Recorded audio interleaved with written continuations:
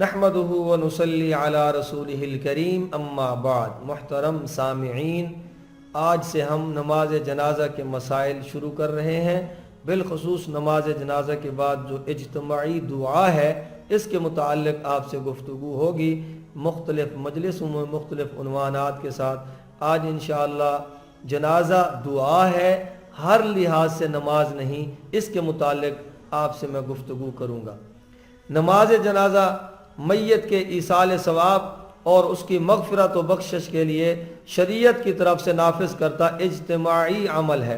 अहल सुन्नत वल जमात के नज़दीक नमाज जनाजा का अमल सलाम फिरते ही मुकम्मल हो जाता है, लिहाजा सलाम के बाद मज़ीद किसी अमल का इजाफ़ा करना बिदअत है। जैसे अज़ान ला इलाहा इल्लल्लाह पर मुकम्मल हो जाती है, इसके बाद मुहम्मदुर रसूलुल्लाह का इजाफ़ा करना बिदअत होगा। अगरचे मुहम्मदुर रसूलुल्लाह वो कलिमा है जिसका इकरार किए बगैर कोई मुसलमान नहीं होगा। ताहम इतनी बड़ी फजीलत के बावजूद अगर इसको अज़ान के आखिर का जुज़ बना देंगे तो बिल इत्तेफाक ऐसा करना बिदअत है। इसी तरह दुआ के बड़े फ़ज़ाइल वारिद हुए हैं, ताहम जनाजा के बाद इसका इजाफ़ा करना बिदअत होगा, क्योंकि जनाब रसूलुल्लाह सल्लल्लाहु अलैहि वसल्लम और सहाबा इकराम के जनाजों का सलाम पर इख्तिताम हो जाता था, तो हमें इस बात की इजाज़त नहीं है कि हम उनके किसी अमल पर इजाफ़ा करें। इबादात को उन कैफियत पर बाकी रखना जो फ़ख्र दो आलम सल्लल्लाहु अलैहि वसल्लम से मनक़ूल है, उम्मत पर लाजमी और ज़रूरी है।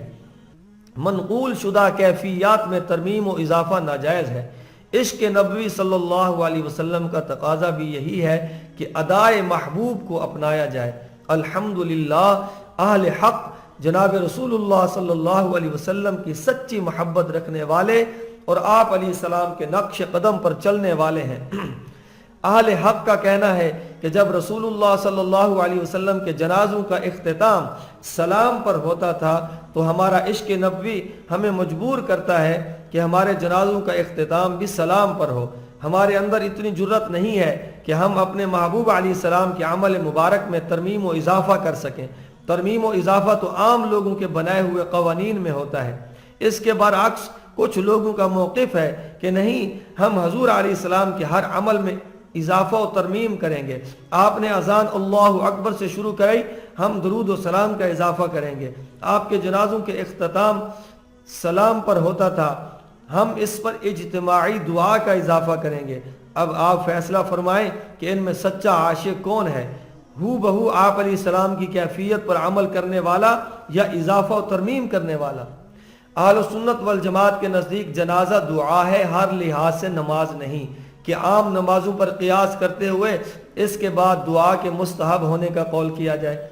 आपके सामने पहले नमाज का तरीका बयान करता हूँ, फिर जनाजा का। आप वाज़ेह तौर पर इन दोनों में फ़र्क महसूस करेंगे। नमाज से पहले अज़ान होती है, जमात से पहले तकबीर होती है। तकबीर तारीमा के बाद इमाम व मुक्तदी सना पढ़ते हैं, इसके बाद इमाम क़िरात करता है, मुक्तदी खामोश रहते हैं।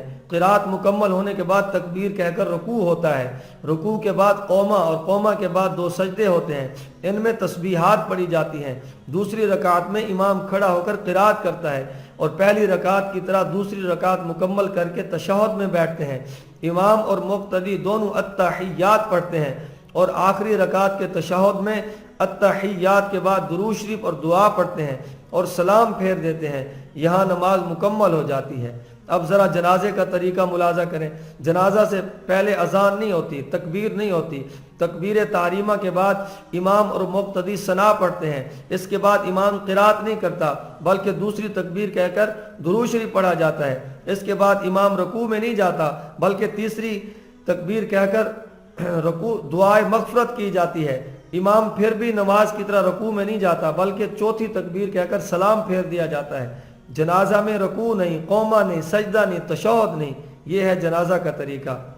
अब आप फरमाइए कि नमाज और जनाजा एक चीज़ है। नमाज के तरीका में और जनाजा के तरीका में वाज़ेह फ़र्क मौजूद है, फिर इसको हकीकतन नमाज कैसे कह सकते हैं? इसके लिए तो किसी दलील की ज़रूरत भी नहीं, जाहिल से जाहिल आदमी भी इस फ़र्क को समझता है। जनाजा और नमाज के अहकाम में भी फ़र्क है।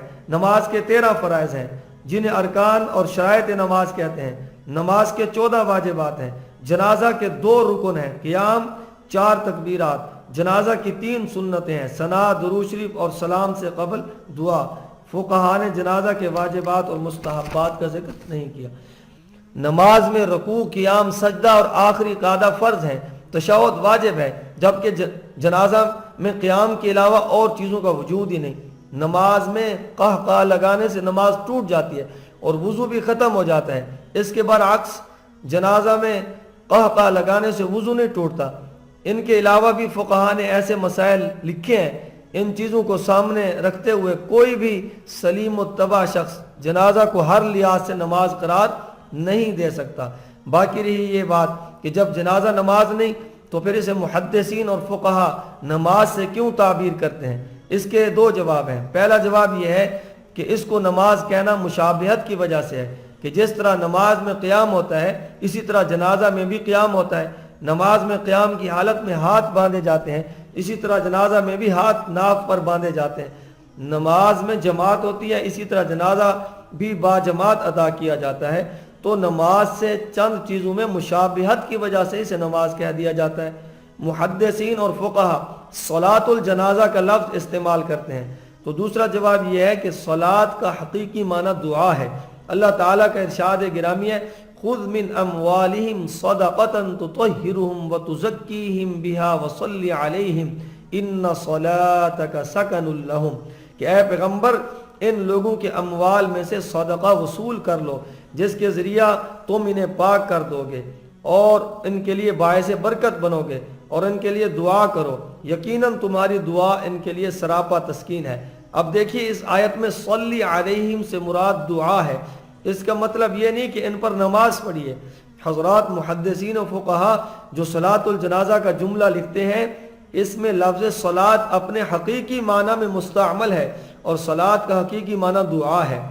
اسی بات کو علامہ شامی رحمہ اللہ ان الفاظ میں بیان کرتے ہیں، لِأَنَّهَا لَيْسَتْ مِن كُلِّ وَجْهٍ صَلَاةٌ، شامی صفحہ نمبر 199 جلد نمبر 2، کہ نماز جنازہ ہر لحاظ سے نماز نہیں ہے۔ علامہ زین الدین ابن نجیم الحنفی رحمہ اللہ لکھتے ہیں، ان صلاۃ الجنازۃ لیست بصلاۃ بل ہی دعا، بحر الرائق، کہ بے شک نماز جنازہ حقیقتاً نماز نہیں بلکہ دعا ہے۔